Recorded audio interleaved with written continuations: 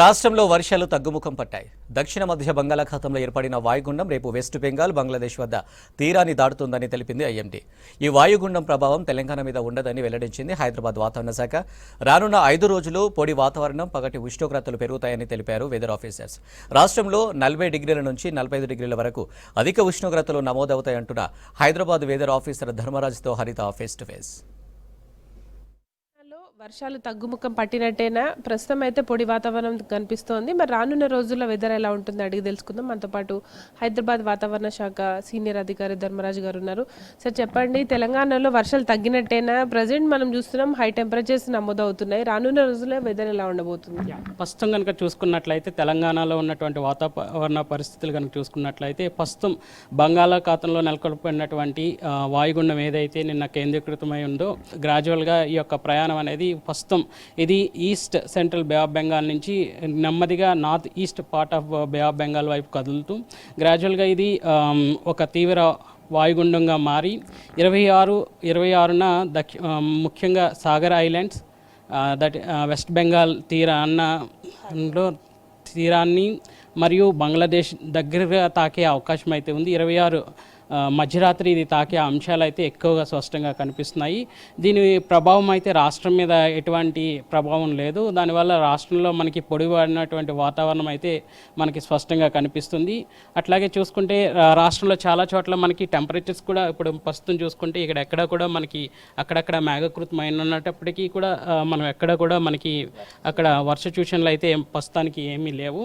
So రాగల 2, 3, 4, 5 రోజులు కూడా మనకి టెంపరేచర్స్ అక్కడక్కడ కూడా 1-2 డిగ్రీలు పెరిగే అవకాశాలు అయితే ఎక్కువ కనిపిస్తున్నాయి. ప్రస్తుతం కనుక చూసుకున్నట్లయితే ఆదిలాబాదే చూసుకున్నట్లయితే 43 డిగ్రీల సెంటీగ్రేడ్ అనేది నమోదవడం జరిగింది. అంతేకాకుండా హైదరాబాద్ రీజన్ కూడా మన సిటీ రీజన్ కూడా చూసుకున్నట్లయితే ఇక్కడ కూడా 40 డిగ్రీలు నిన్న గరిష్ట ఉష్ణోగ్రతలు నమోదవడం జరిగింది. సో రాష్ట్రంలో చాలా చోట్ల కూడా 40-41 డిగ్రీల టెంపరేచర్ అనేది నమోదు చేయడం జరుగుతుంది. రానున్న 2 రోజుల్లో కూడా ఈ యొక్క గరిష్ట ఉష్ణోగ్రతల తీవ్రత అనేది స్వల్పంగా పెరిగే అవకాశాలు అయితే ఎక్కువ కనిపిస్తున్నాయి. 1 నుంచి 2 డిగ్రీలు అధికంగా పెరిగే అవకాశాలు అయితే ప్రస్తుతం కనిపిస్తున్నాయి. అలాగే ఋతుపవనాల యొక్క అంశం కనుక తీసుకున్నట్లయితే ప్రస్తుతం ఋతుపవనాలు అనేవి చాలా చురుగ్గా కదులుతున్నాయి.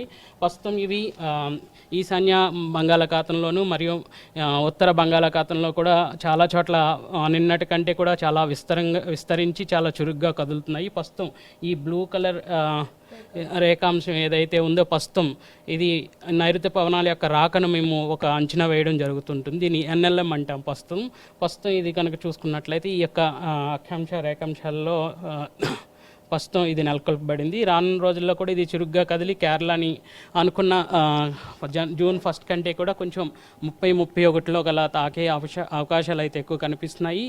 సో దాన్ని బట్టి మనం కూడా చూసుకున్నట్లయితే తెలంగాణలో ఋతుపవనాలు కూడా జూన్ 1 వీక్ కానీ 2nd వీక్లో కూడా మనకు వచ్చే అవకాశాలు అయితే ఎక్కువ కనిపిస్తున్నాయి.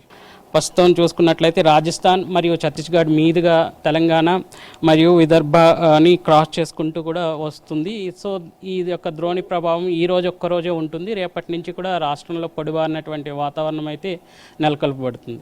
ఇప్పుడు వాతావరణం అంతా కూడా కూల్గా ఉంది కాబట్టి మరోవైపు వర్షాలు కూడా వస్తాయంటున్నారు. నైరుతి ఋతుపవనాలు మనకు అనుకున్న సమయానికే వచ్చి వర్షపాతం పెద్ద ఎత్తున నమోదయ్యే అవకాశం ఉందా సార్? ప్రస్తుతం కనుక చూసుకున్నట్లయితే నైరుతి పవనాల యొక్క రాక అనేది ప్రస్తుతం కేరళలో కూడా ప్రస్తుతం బంగాళాఖాతంలో ఇవి చాలా చురుగ్గానే కదులుతున్నాయి. ఇవి కేరళ తీరానికి చాలా దగ్గరగా కూడా ఉన్నాయి. మా అంచనాల ప్రకారం ఇవి 30 కానీ 31ని కేరళని తాకే అవకాశాలు అయితే ఎక్కువ కనిపిస్తున్నాయి. సో వన్స్ ఈ యొక్క ఋతుపవనాల కేరళని ఎప్పుడైతే తాకుతాయో అక్కడి నుంచి మనకి రాష్ట్రానికి దగ్గరగా ఒక 10-9 రోజుల్లో మనకి రాష్ట్రాన్ని కూడా తాకే అవకాశాలు అయితే ఉన్నాయి. సో ఈసారి ఋతుపవనాల యొక్క అంశంలో వర్షపాతం అనేది అధికంగా నమోదయ్యే అవకాశాలు కూడా ఎక్కువ కనిపిస్తున్నాయి. సార్ ఇప్పుడు హ్యూమిడిటీ కూడా ఎక్కువగా ఉంటుంది కదా రాష్ట్రంలో, ఏ జిల్లాలకి ప్రభావం ఎక్కువగా ఉండొచ్చు?